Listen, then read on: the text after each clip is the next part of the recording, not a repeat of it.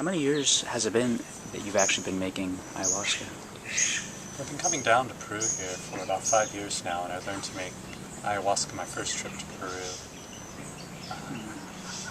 I didn't want to at first, but then after my third ceremony I realized the potential of it. I really wanted to figure that out for myself.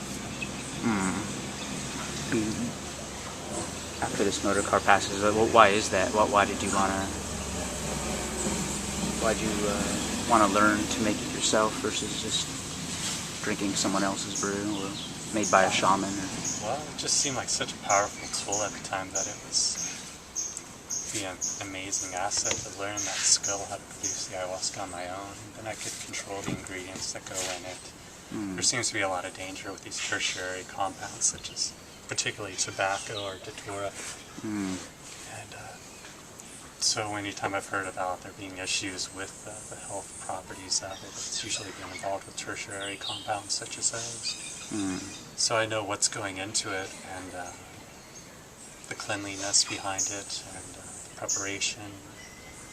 And so, yeah, it's just a quality control standard I've been able to put into place for it, I guess. Yeah.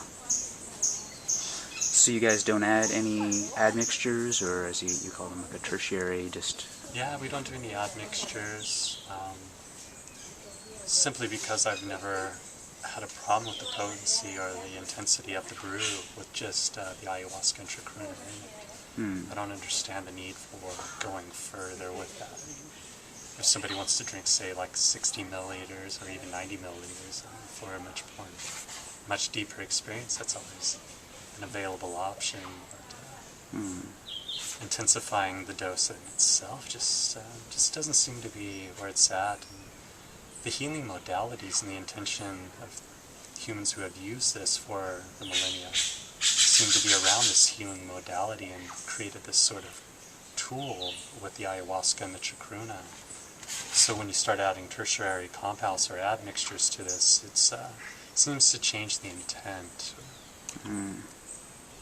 So, yeah, it's already a very fine tool in and of itself.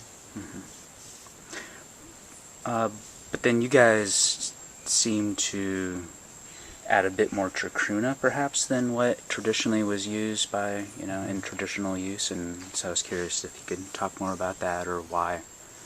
Yeah, people seem to want the impact of the visual experience. A lot of people are looking for that validity of the alternative reality, or that beyond the veil and truth of its existence there. So yeah, the DMT does allow a lot more information to be available to our mind, or a lot more visual. Our perception increases many-fold with more DMT. It's stuff that our mind normally doesn't factor into our processes because it's just not necessary for our function or our survival in this third-dimensional reality. But yeah, there's a lot more floors to this building than we normally perceive. And yeah, as to more specifically that question, we have chacruna trees all over this property. We have the ability to add more to it, so why not? A lot of people want that possibility of another reality, so they want to see it for themselves, and if we can add more DMT, it seems to enhance that aspect. Yeah. And that's something, in McKenna's writings, he talked about a similar problem of when he journeyed down here, that getting a hold of ayahuasca and having it be not strong enough. Right, yeah. And I'm wondering, is that Well, it's because, he states in his own lecture material, it's because they didn't go heavy enough on the pedal of the chacruna.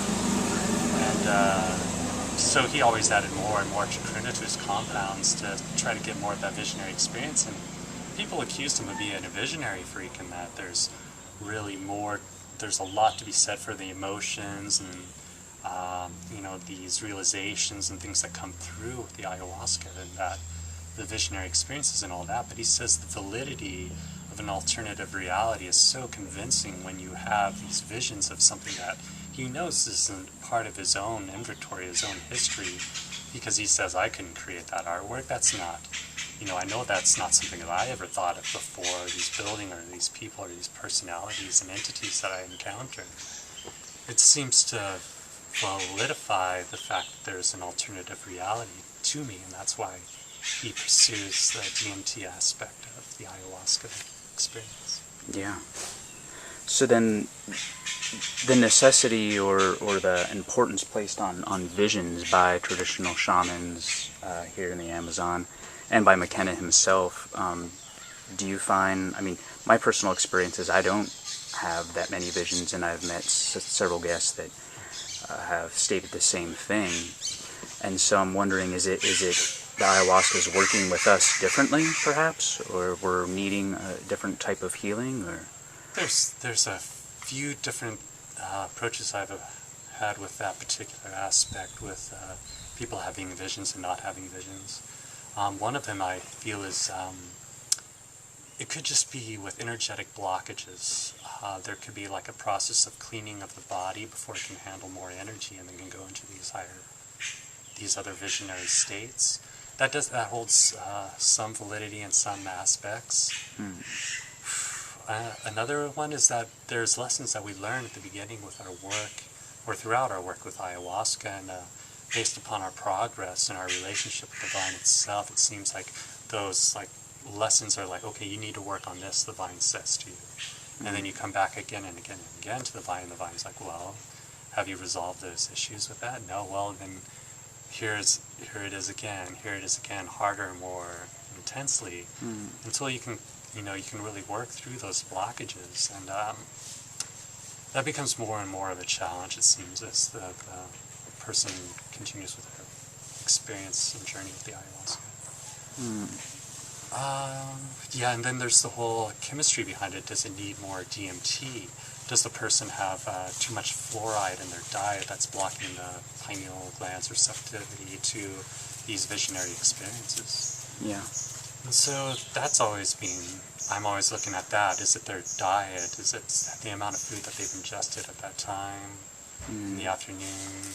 But, after all these years of working with the medicine, it seems to be, I would say 33% has to do with the energy of the group, 33% has to do with the dosage that they took, and 33% has to do with the energy of the night on the planet at that time, in that place. I think all of these are very important factors that determine the intensity of the visionary experience. So. Yeah. How many times have you drank ayahuasca, do you believe? Have you kept track, or? I was keeping track up until this year, and it seemed to be somewhere like 165 when I left, so I guess I've drank probably 65 times this year so far, so yeah, over 200.